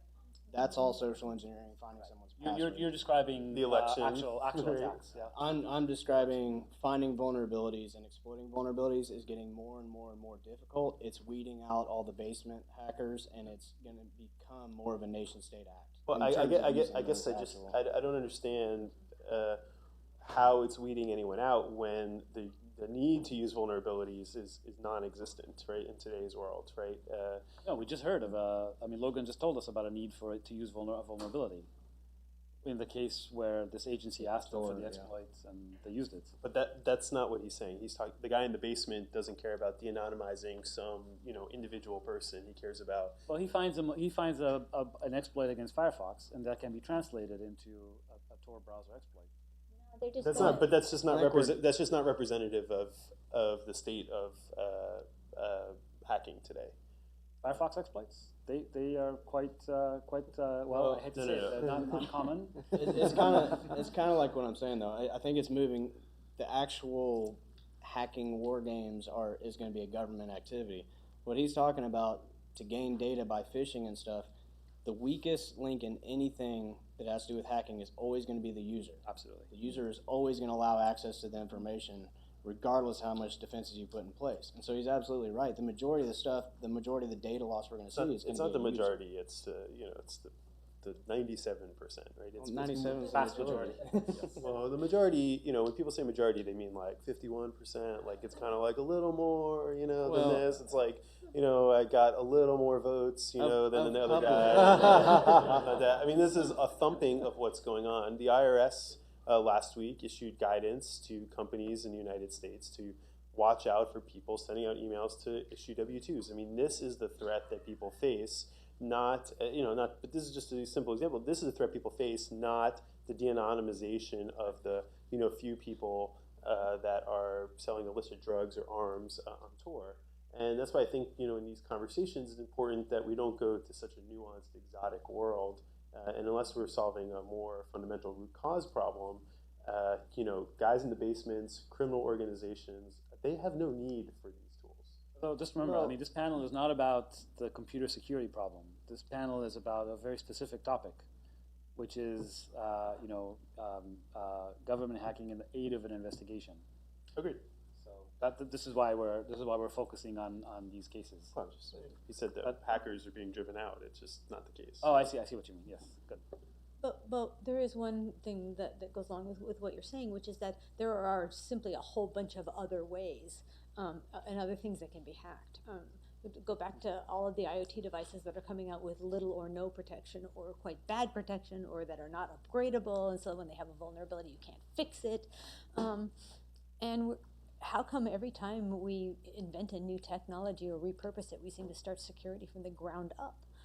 I think what emboldens the market, to your question, is that today it costs very little money for an individual to send 500 emails saying I'm going to DDoS or I'm going to ransomware all your data and you need to send me 5 bitcoins. And they go on there, they make a few $1,000s in a day for sending a few emails, and they go on working on your vulnerabilities, right? I mean, it's sort of self-payment for themselves, and that's what goes on every day. It doesn't require governments to purchase these exploits. The folks who are passionate about it, and it's a real skill set, and tinkerers of that nature, it's very easy for them to self-fund and kind of sit off wherever they want to be. So I don't think there's a depression of the market. I think people are actually emboldened because it's so easy to conduct this business on a day-to-day basis. Oh, good. So you guys disagree on whether the low-level hackers are able to do their job or not? Well, I think we're talking about different. I think for the public stuff that we read about, Sony and all that kind of stuff, yes, you're right. Those are simple entries, the IP loss, the identity theft, the OPM hack, and all that kind of stuff that was all done through contractors and all that. All this public stuff that we read about and that gets written up about and discussed, yes, that there's no need for these tools because all those are so simple hacks. And yes, IoT devices are wide open. They're reinventing the wheel just like mobile did. And they're all, so there's no need critical infrastructure and industrial controls. Weaknesses. We have plenty that our law enforcement can use when they need to get access. Right. For certain devices, right? So as Logan says, it's like when you look at iPhones and Android phones, it is becoming harder and harder to find ways to get into them. Right. They have reinvented the wheel, but they're catching up. So each one, like it's being harder and harder to get into the devices, but not to get the information. Because of social engineering. Right. Not because of social engineering, because of the proliferation of data and the amount of access that users, exactly, other ways. Well, but what I'm referring to, though, is not the publicly discussed data. I'm talking about the IP. Apple losing their IP to China. China hacking us every day. Companies losing their IP, and they don't want to go publicly and say, hey, we got hacked and lost everything we developed. Because they're embarrassed by it. It's kind of a deal that they work with the government or whatever, trying to prosecute. I don't know their processes, but there's a lot of private stuff that I guarantee you goes on that does use vulnerabilities, does use intelligent hacking teams that aren't just getting people's passwords and getting in. I'm sure there's plenty of it. We'll agree to disagree. That's fine. But I think that there still is a lot, and I think we've seen it by exploits being publicized, that there obviously are exploits being used. I don't think it's all I'll just go back to the remarks of Rob Joyce, who's the head of tailored access operations, where I worked at the National Security Agency for 7 years, and he was emphatic that the use of 0 days and these exotic vulnerabilities is not the primary bread and butter for how nation-state hackers work. It's not consistent with the evidence from any publicly or privately known hacks. It's just not the way that it happens. I think there's agreement. Social engineering is the most effective way to get data out. I mean, I think there's agreement to that. Social engineering, or as you say, go to other sources, like go to the cloud provider, go to Facebook, go to other places where the data is at. I don't think there's any disagreement on that. I think, Logan, you're saying that despite that, there's still a lot of activity for finding exploits against particular devices, except that is becoming harder and harder, so it takes companies or states, nation states, to do that. Well, and I mean, I can say that pretty affirmatively because I still have a company. Yeah. I know there's still a demand for it because we still have agencies and defensive vendors buying vulnerability information so they can defend against it, use it in red team, blue team, all these kind of exercises because they're preparing for it. We still have a cavalry in this country. Okay, that's a fair analogy. Would you say that your business is growing, or maybe could you describe a little bit of who is buying those? I will say, vulnerabilities you're finding? As a lot of this stuff does become public, as hacking isn't such like a shunned activity, and people are starting to understand that hacking isn't your fault and that it's going to happen to everybody, and it does get written up more and more. People are a lot more open to looking for defensive measures and defensive devices. There's a lot. We've got RSA in 2 weeks, and that's just a circus of 3,000 companies promoting how they're solving computer security. Companies are starting to allocate budget towards security. Companies are starting to realize that they're going to get hacked. And so, yes, my business is growing because it's more acceptable. When I started back in 2012, convincing somebody that they needed any vulnerability protection, not only 0-day, but known vulnerability intelligence, they didn't disagree, but they didn't have a budget for it. They didn't know how to pitch it to the CEO. Even if management level and CTO level understood it and said, yes, we do need to prepare for that, but right now we're struggling just to get our systems patched, nonetheless prepare for future unknown threats. It's starting to mature where people actually are starting to hire people that understand these threats, and they're starting to prepare for it. So we are getting more and more people interested in taking in the intelligence and the data, but it's still, even now, it's still, we can't even get into enterprise because it's like 0.1% of enterprise are big enough that they even have a security team. Like JP Morgan and some of them do, but for the most part, a lot of them don't. And it's also growing internationally? Is that fair to say? A little bit internationally. Some of the countries are ahead of the curve. South Korea reaches out to us a lot because they're blatantly at cyber war with North Korea.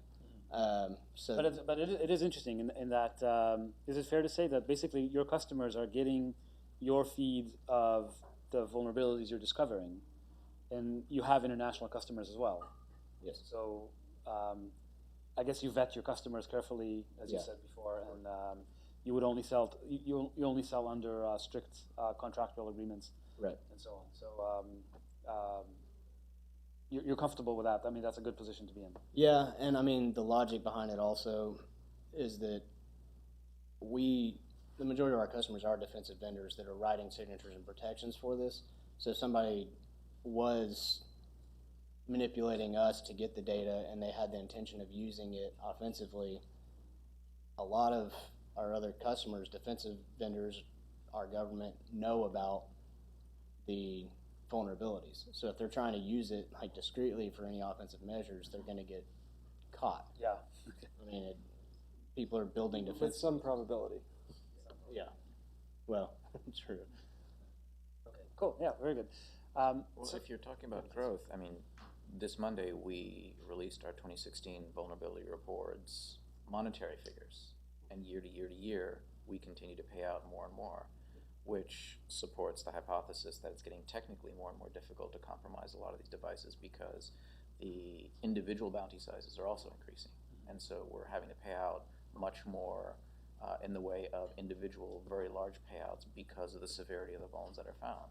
we're not seeing as much of the relatively easy stuff. So we as an industry have gotten better at hardening the devices, but as you say, we can't harden the human as effectively.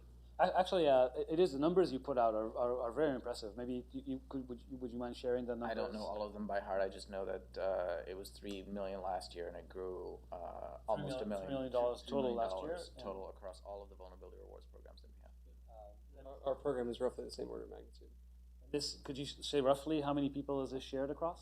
Right. That's my question. This past year was, I think, 400 researchers or teams potentially. That's worldwide, right?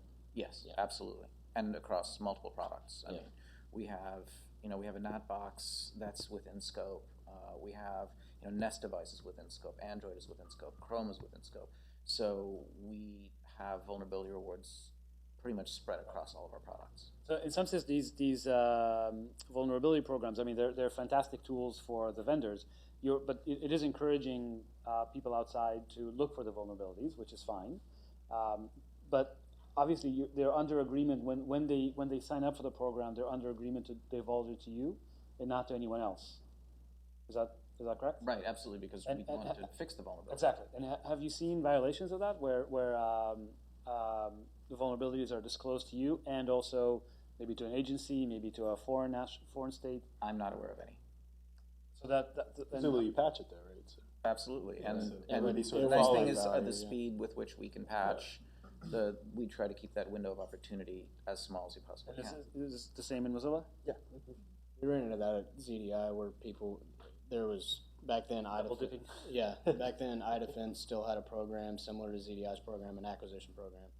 I mean, luckily we all, it's a pretty tight-knit circle, but if we bought something and then we disclose it and, we credit the line and iDefense is getting credited also, it's pretty easy to attribute that and then you just don't buy from that researcher anymore because they are double dipping. It definitely happened to us. I don't know, with how quick y'all patch, it would probably be a lot tougher to double dip.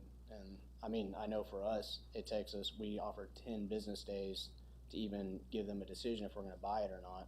If they had already, sold it to Google, I mean, their window to even monetize that before it's patched is pretty narrow. Yep. So this is great. So this is good news for these vulnerability programs. They work well.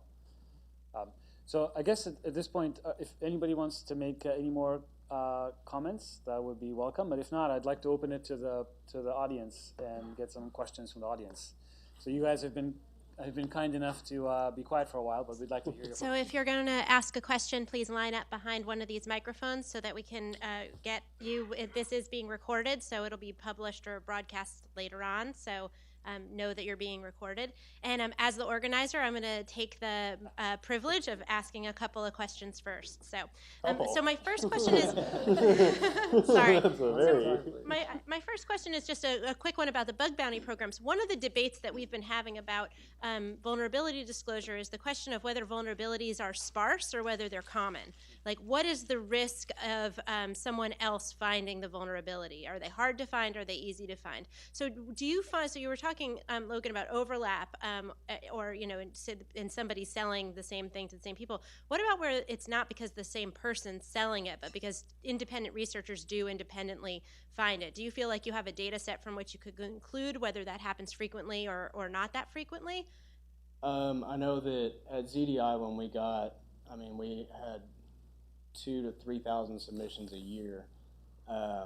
We realized patterns of software trending. When you see a big patch, like we'll use Adobe Shockwave, for example. I did an audit on Shockwave, so I'm intimately familiar with it. We published a few vulnerabilities we had found.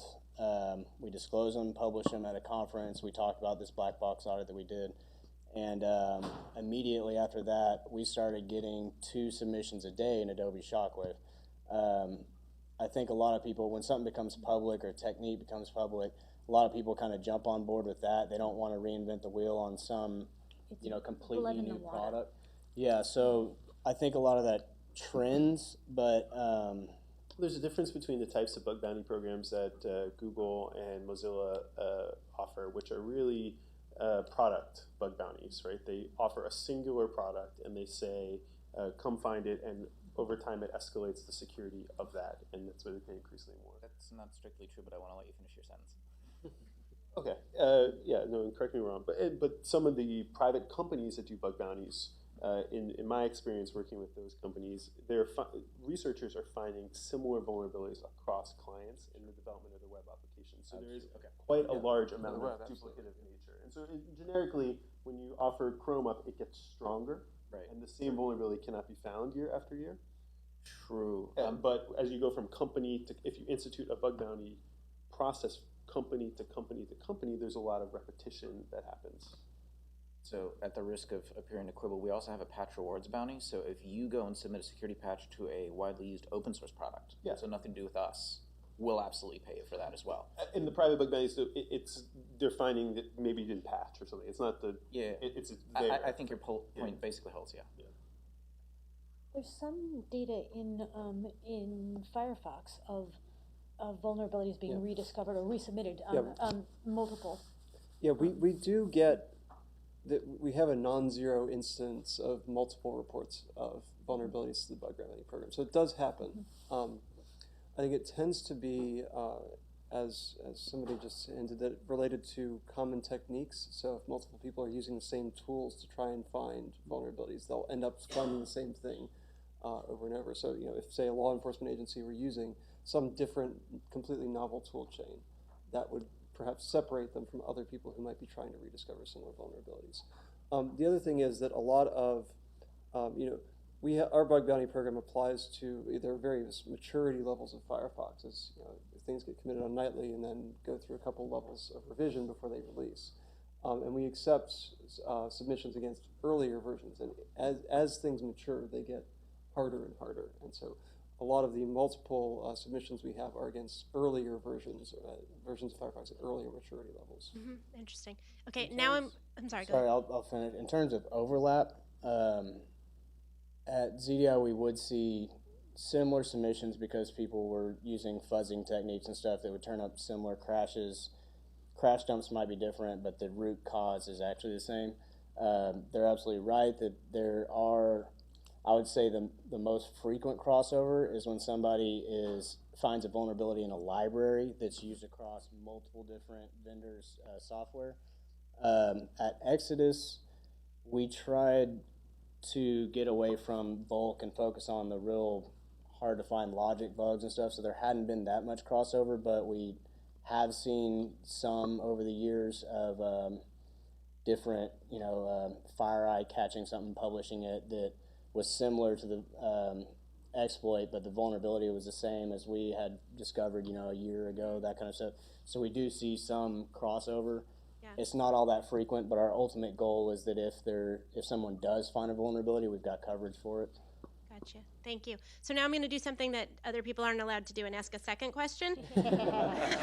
So, one of the reasons why I wanted to have this panel is to ask the question about whether when the government tries to gain access to computers through circumventing technological barriers, whether that makes security worse. Does it increase the attack surface? Does it reduce security for either that target computer or for the computer security ecosystem as a whole?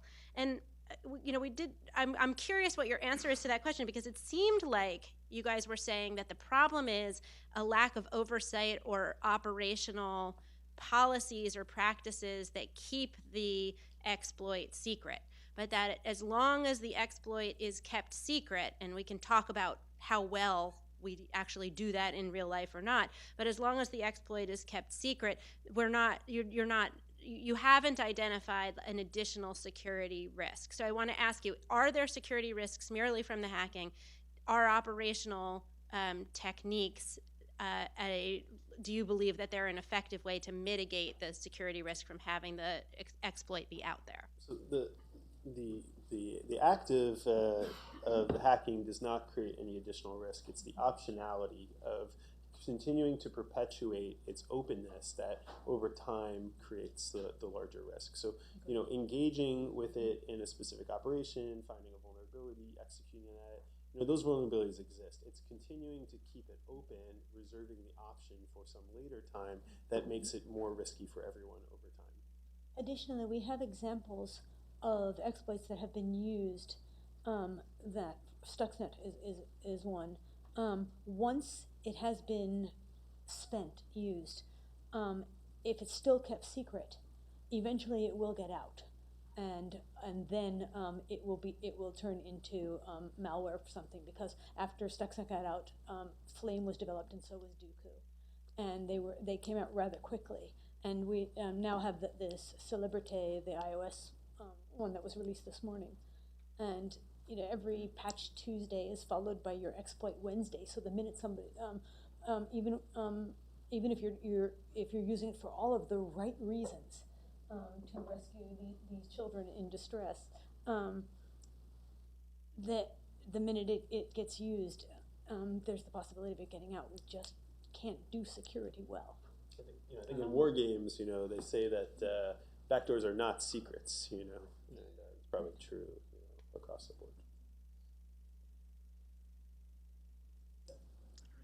So we spoke about 0 days in a few different contexts, and I think we were primarily talking about 0 days in either enterprise software that you could purchase, or 0 days in client-side software that's widely distributed like web browsers. But what about vulnerabilities in custom-built applications? Maybe one company built something, they have it deployed, and they're the only ones who have it. Is there a market for these kinds of vulnerabilities? Do the governments even bother to try exploiting them? What's the situation like?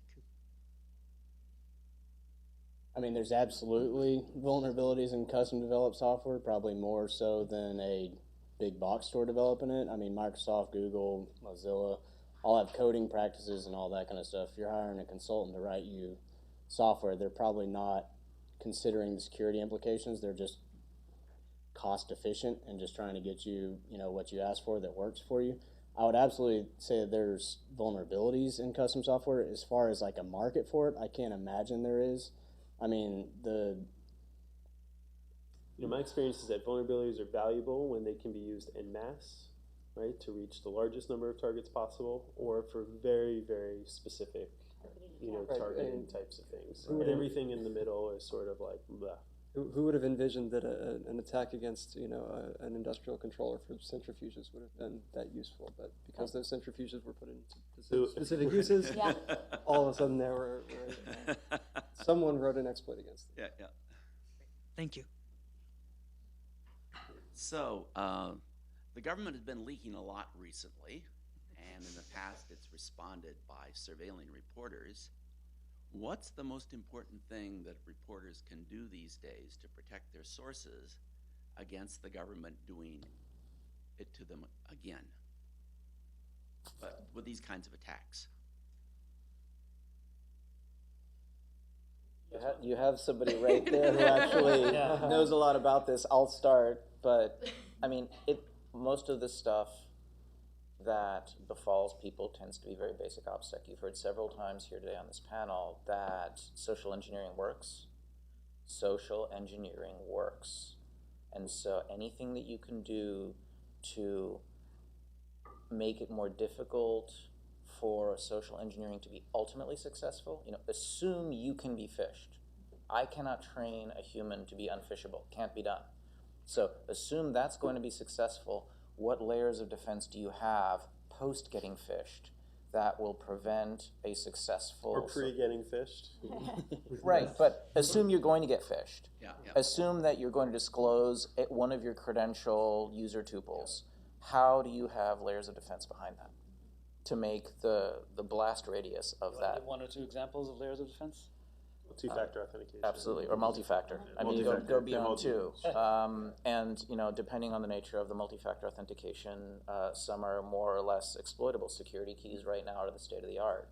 They're commercially available. They work really nicely. I think part of what's interesting... Like the New York Times and the Washington Post use them. Sure. Absolutely.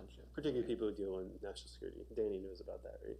But I think your question really hits on something very interesting that's happening. There are people beyond reporters, lawyers, doctors, people whose business has been in the ethical or moral obligation to keep data secret. And typically they've just done that by saying, it's confidential, our conversation, right? And they haven't put a lot of thought into what they're going to do in a digital age when that information becomes available to people. And that's why we've seen a rash of breaches at major law firms, right?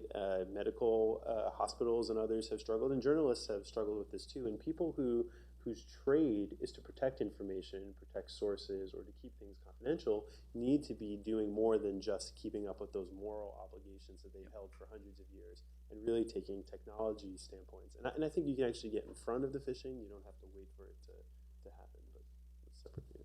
Right. Well, the hospitals sell the anonymized data, and then the data brokers de-anonymize it. All right, next Sounds question. like a good business, yeah. Hey there, this is a quick question for Logan. So you talked a little bit about your decision to stop selling and working with the government of Ethiopia because you felt that they were being irresponsible. So I would like to know, how do you decide that you are not going to work with a government, that a government is simply too gross? What does this decision-making process look like? Is there a list? Is it public? Do you have a board? Tell me about it. So, well, I want to clarify, we've never sold to Ethiopia. We didn't stop selling to Ethiopia. We just never did. You know, in Amharic, the way to say hello is Tanais Tiling, which is the native language of Ethiopia. How do you say happy birthday? I don't know. Really, I mean, the vetting process is relatively straightforward, simple. I mean, you can ping different government agencies that'll run it through all their background checks. There's different law firms that'll run it through all their checks. We do all of that. We have multiple agencies we talk to. We have a couple different law firms that keep all those databases. But databases are only helpful to an extent. I mean, at some point, you just also have to gut check. I mean, we talk to every one of these people.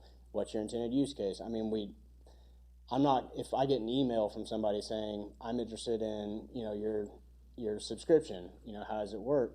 I don't just say, oh, well, here's the invoice and we'll turn it on. We talk to them a lot and we try to get a feel for how they're actually going to use it and that kind of deal.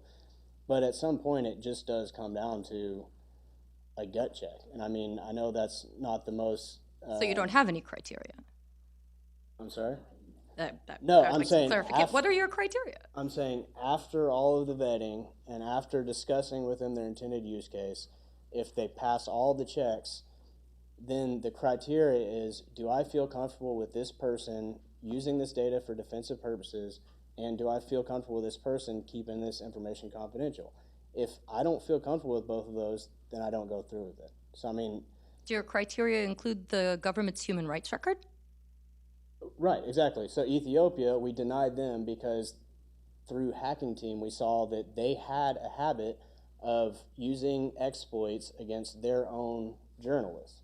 So that was, Ethiopian rights. I don't have any loyalty to Ethiopia, but I still feel that is wrong to use it against your own people. It might be legal in Ethiopia, I don't know. I personally don't approve of it, so we didn't work with them.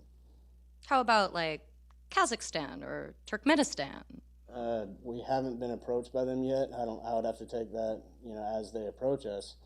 I imagine if Kazakhstan and those different agencies requested information about our offerings and they passed all the government's checks and all the different databases and all that, it would come down to the same thing. I would discuss with them how they're going to use it.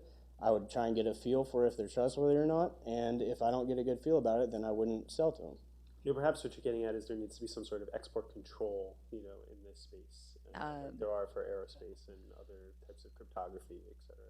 EFF is actually very strongly against the use of export controls for this purpose, because it turns out that writing export controls that don't end up making it very difficult for security researchers like me to do our work, uncovering these kinds of abuses is very hard. And that the people who are pro-export controls keep sort of kicking that can down the road and saying, wait, it's okay, it's possible. And EFF keeps saying, no, we're actually not interested in having people write bad export controls that are not actually going to fix the problem. Remember when crypto was a munition? Indeed, I had the T-shirt. Yeah. Hi, thank you. I was wondering if you could talk a little bit more about, I guess, your thoughts about what the interface between judicial power, I guess, law enforcement utilization of exploits could be. And I think specifically the analogy with like a warrant is limited because no one needs to learn how to kick down a door or something like that, right? Whereas here, knowledge in itself is the ball game to some extent. So how would you control once, you know, an exploit's acquired or something like that? How would you control use, and how would you sort of link civil society to law enforcement? Well, I think, you know, as you said, nobody needs to learn how to kick down a door, but yet we use warrants to exercise, you know, that action. You know, just because the secret of kicking down doors has been revealed to all of us, we don't just go around doing it. And it's the responsibility of law enforcement to say, I want to do that in this scenario.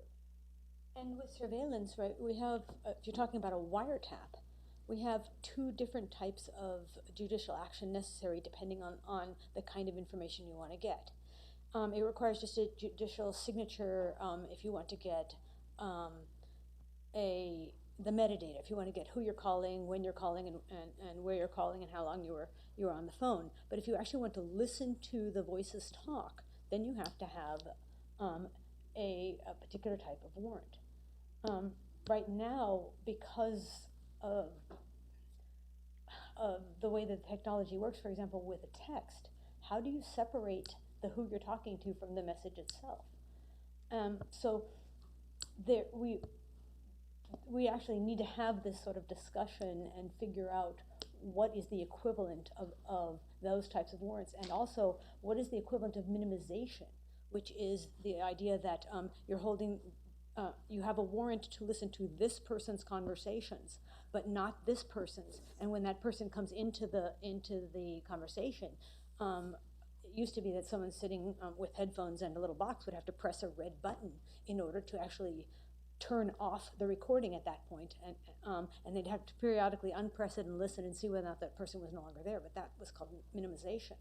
What is the equivalent for digital technology? For that, we don't even know yet. We haven't sat down and really discussed what these parameters are. Thank you.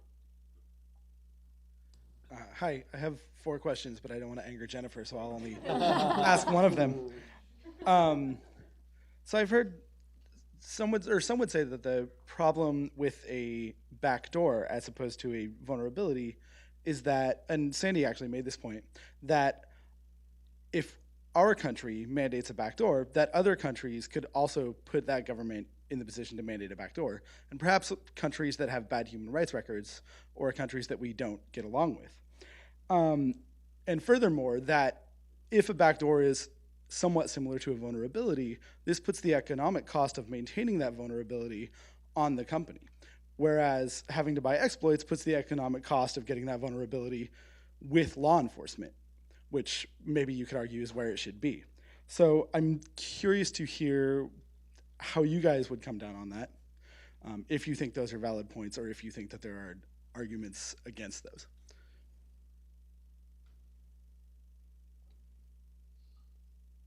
I mean, I'll start. I guess I don't know if it directly speaks to your question. I personally am very against introducing a vulnerability on purpose into software and it be mandated by anybody. I think we all agree on that. I don't think there's any need for it, and I think it's reckless. I think anytime you open a door for one person or one reason, you open it for everyone else, and that's the security risk in itself of a vulnerability. I don't think you can control when a vulnerability is used and when it's not in terms of, you know, the software. So I think it's irresponsible, but that's my own opinion. I don't know We still can't do security right? I mean, it's hard to do. We're trying really hard, and we've been trying for 20 years, and we haven't fixed security yet. So if we introduce vulnerabilities on purpose, aren't we just making the problem worse? I was chatting this question, some variant of this question over with someone earlier today, and so you can conceive this as kind of a question of opportunistic vulnerabilities versus planned vulnerabilities. But the thing about that dichotomy is that we don't really have the option of living in a world without opportunistic vulnerabilities. plus the potential for an introduced one, it just becomes worse and worse as it goes on, right? We introduce one here, somebody else introduces one there, and suddenly it's, So every next question. Okay. Every past form of lawful intercept technology eventually makes its way to state and locals. Logan, you've talked about national governments asking for stuff either here or abroad. Have you had, local police forces basically asking for this technology? And then for everyone, do we think we could trust not only state or local police forces, but state judges to sort of regulate using this stuff at that level? I guess I'll start with it's a boring answer, but no, we haven't been approached by local or state for capabilities. I think a lot of that's probably shot up the flagpole to FBI these days. In terms of trusting a judge, at this point, I don't think that, as much as I've tried with our own, and no offense to anybody, I don't think most of the lawyers or the judges that would see a case like this, it'd probably be in corporate law, I guess, or I guess potentially criminal law. I don't think vulnerabilities and cybersecurity is understood enough for someone to completely gather all of the facts and make an informed decision. I think the learning curve to learn everything that's being used and how it's being used for someone to actually make a decision on something like that, I don't think we're there yet.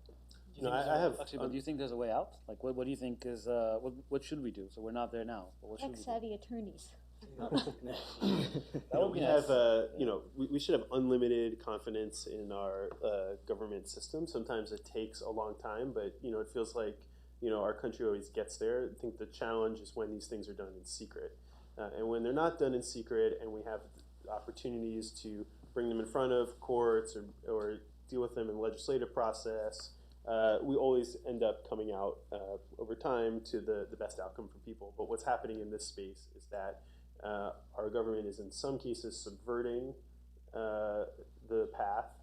It's happening in secret, and we're not really having the right discussion, right? And we're only hearing about these things in a framework like San Bernardino, where it's very extreme and it's very scary to people, rather than really thinking about it in its totality. And that's why I've been saying, it's not about the nuance, it's about the broader picture and what we really want to do. But we should have no reason to lack confidence in our ability as a country or as a governmental system to deal with these problems. I think your comment does point to one of the rather basic trade-offs here, in that when you create one of these access facilities, whether it's through a latent vulnerability or through an introduced vulnerability, that access modality is a tremendously dangerous thing should it become exposed and reusable by other unauthorized parties. And so it should be, the objective of our policy to protect that and ensure that that danger to the general society doesn't accrue. And the ability of policy to prevent that danger from to the broader society from reuse of that by unauthorized people is inversely proportional to its accessibility and its utility at scale, right? So if it's just one person in one specific agency that has access to this facility, then you perhaps have high confidence that it won't be discovered and reused by unauthorized parties. But that dramatically reduces its utility, and there's going to be this temptation for reuse more broadly. But law enforcement is not national security, right? And these things have been blurring, recently, and they're not supposed to be the same. That's why we have all these criminal procedures and evidentiary rules, and it's supposed to happen in the open. And the more that we push these types of investigative things to be national security problems, we really lose what it is that we're about in this country. So I want to go back to the discussion of oversight. There was some concern about what's the best way to sort of keep law enforcement to its use case, or keep law enforcement to responsibilities around cleanup or mitigating any sort of collateral impact, et cetera. And you talked about potentially using some form of judicial process. Oren had brought this up, rather than just relying on contractual obligations that you put into your contracts with law enforcement. And that reminded me of, we found out during the Apple versus FBI cases that Apple had complied with like dozens of past phone unlocking orders. And in fact, it turned out that Apple had written the language in those court orders. They'd said, here's the language that you have to go put into an order, law enforcement, like go get that from a court. And my question is, who do you think is in the best position to be detailing what that oversight would look like in that sort of a judicial process? Should it be coming from the vendor, like Logan's company, that wants to sort of cabin what law enforcement has to do or can do? Coming from the Congress, right? And it's their responsibility to set these things forth, and companies and people can have influence throughout that process, and there's nothing wrong with that. But it should be coming from the Congress and the state and local, legislators. That's their role, is to set these things out. Now, in the absence of them doing anything in the last decade, we have entered into a different space. But so you think that can be standardized in a way that doesn't necessarily have to be tailored to the particular type of exploit that's being sold? Absolutely. Everyone knows good law is sort of like generic and specific kind of at the same time, right? It gives enough leeway to advance with time, but it offers enough testing or examples where people can follow those rules, right? But it doesn't have to be prescriptive, right? It has to be enough where it sets forth the standards, and then we challenge those standards and have a constant sort of dialogue, about them. I think, but I'm not a constitutional lawyer, so. I actually think your prior comment kind of comes to bear here, though. You observe that there is a degree of transparency that's required for this sort of oversight to be effective, and we should desire that sort of openness. But at the same time, there is a degree of secrecy that's necessary at the heart of this, because the knowledge of, well, I mean, if I publish an exploit, then it's reusable. So you have to protect the knowledge of that thing at some level, and I think that's why you see some of this convergence between law enforcement and intelligence, because these tools require protection of knowledge that has heretofore been largely the domain of national security organizations. Again, I would go back to a number of examples, right? It is not the role of law enforcement to be keeping things secret. It is the role of the government to have one arm tied behind its back to make it more difficult for them, right? In armed conflict, we have rules of engagement. Police officers have rules of engagement for how they do things. It is supposed to be prescriptive, so we feel safe. It's not the other way around, right? We're not here to help them, right? They're here to protect us. And there's no role for law enforcement to be keeping things secret. Now, there are, in the national security space, there are exceptions for that. But we have standards for pornography in this country. If you can see it and you can tell it is, we have a standard for pornography. There needs to be a standard for this type of thing as well. It's ridiculous to suggest that there couldn't be such standards in computer security. I'm sorry, I didn't mean to use the word ridiculous.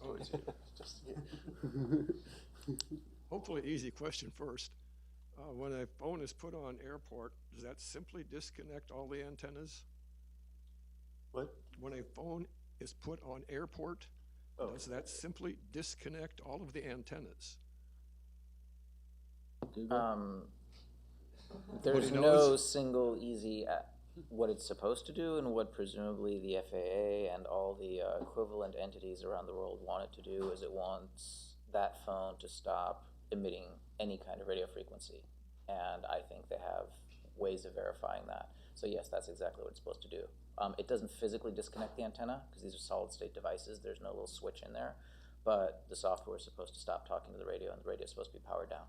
And it goes for all the radios. So it's the baseband, so the cell phone, the Wi-Fi, the Bluetooth, and any other radio that might be in that device. It's supposed to just stop being an RF device at that point. And how effective is it to continually exchange phones with your friends to send text messages? So it's always coming from a different person on the same phone. That strikes me as exceedingly confusing. I'm not sure what it depends. If you're talking about efficacy, what are you trying to accomplish? There are groups that avoid detection by exchanging phones among the people whom they trust.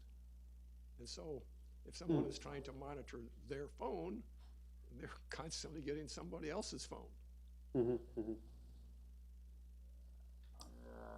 We can discuss this. We can take this offline. Exactly. Yeah. Okay, I think we're actually, should we take one more or no? No. Okay, I think we're out of time. So thank you very much, and thanks for the panel.